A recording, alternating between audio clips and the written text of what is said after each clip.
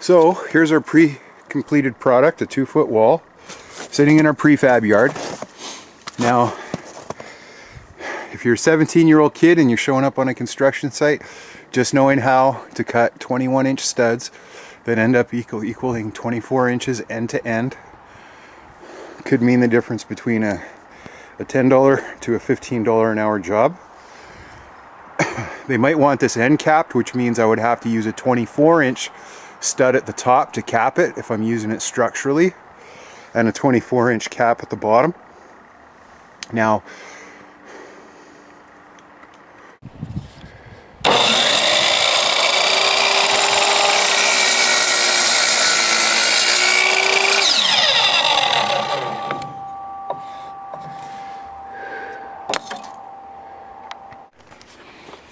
it's always a big question whether you're going to work with screws or nails, but we're going to be putting together a wall here, and I'm going to be using this countersink bit.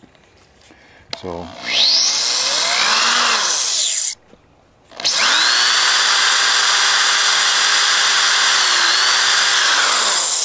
that leaves me a little hole so that my wood doesn't split at the ends. It's common if you don't put a little notch in here that your wood will split.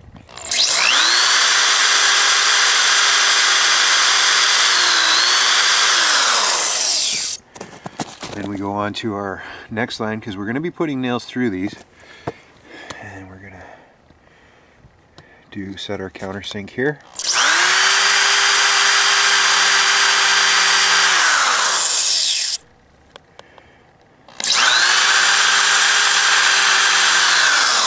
This is just an extra special touch if you're using wood frame construction. There's always a question if you're going to use nails or screws.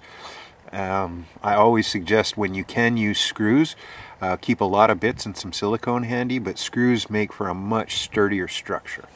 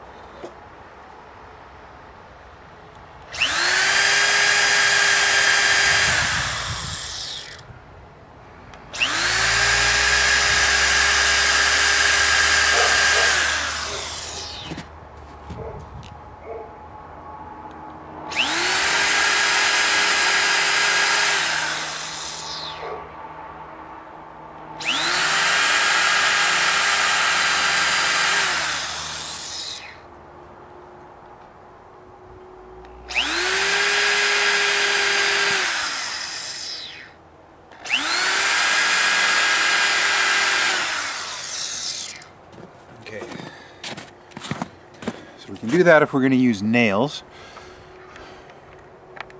So this is a common bit, and what I'm going to do, I'm going to line up my two 2x4s. Now, I could nail these together just with hammer and nails really easy, but I'm going to go all the way through so that my other 2x4 is marked. And I'm assuming that I'm working with somebody that's never done this before. So having pre-drilled holes makes it so much easier for somebody to line up their nails properly. So I'm going to start drilling.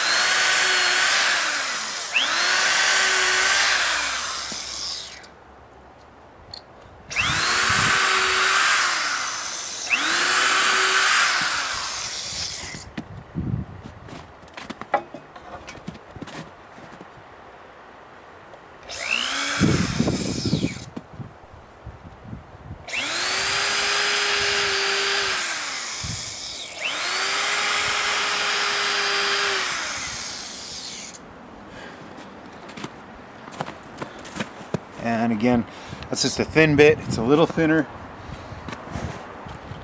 than, for example, the spiral nail I would be using, but it's gonna guide itself in nice and direct when I start nailing my 2x4s together. So a nice countersink. Ideally, I'd like to use a screw, because a screw is much stronger than a nail. Also, one of the factors is depending on the size of the hammer that you have. If I only have a little hammer, I'm going to want to use a gusset system, or I'm going to want to use a bigger hammer, or I'm going to want to pre-drill so the nails go through easier than without. Okay, so I've pre-cut 21-inch wall studs, and they're 21 inches because I want to make an inch and a half add up to 2 feet. So 2 feet is going to be the foundation of our system. Okay, so we can use these 2-foot walls to add on to our 6 feet, or we can use these 2-foot walls to make a sloped roof, or we can use these 2-foot walls if we want to keep our structure and our building out from the water, out from getting flooded or snowed in upon. Okay, so what I've done here is I've laid out my 21-inch wall studs. Okay, and I want to nail this wall together as quickly as possible, and now I've got guides. And again, as an experienced carpenter, it's easy for me to not do all these markings and pre-drilling holes, but we have to assume we're building with a new person, so it never hurts to pre-drill your holes so they go in nice and smooth.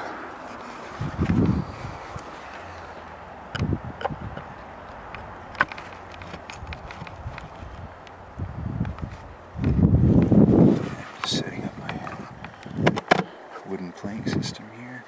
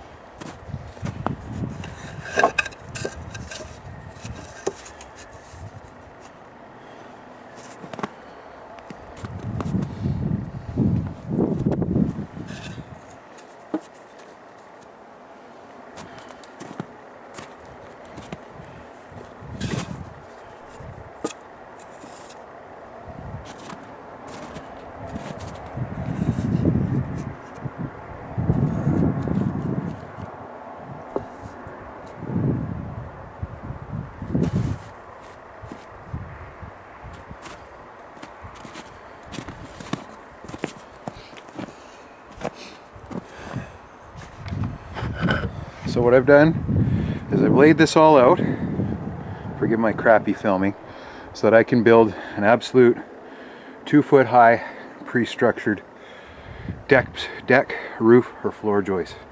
Okay, and these are at 16 inches apart. Okay, 16 inches on center.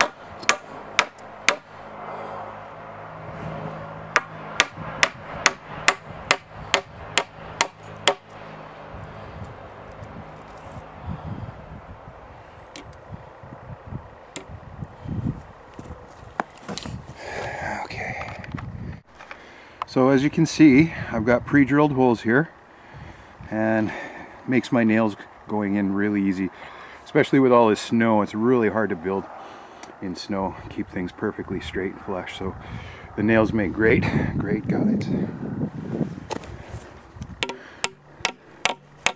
So I can even nail with my left hand, one-handed, since I've got a pre-drilled hole.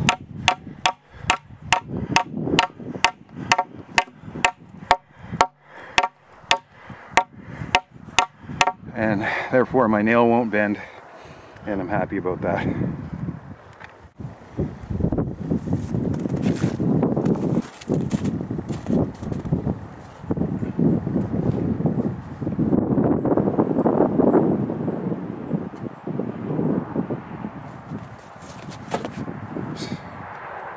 Almost had a blooper there.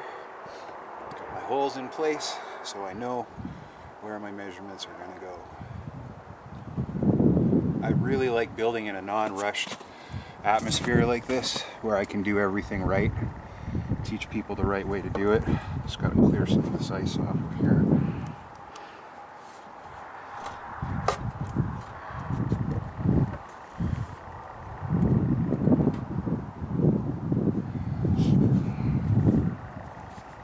We've got some ice on our wall studs. Also, in a 2x4 there's generally a crown, so I have to account for that.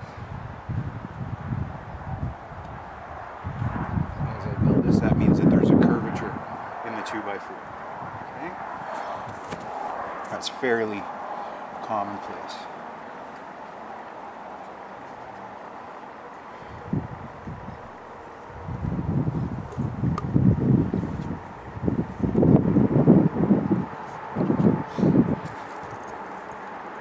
And my guides are going to show me what flush, level, and square is.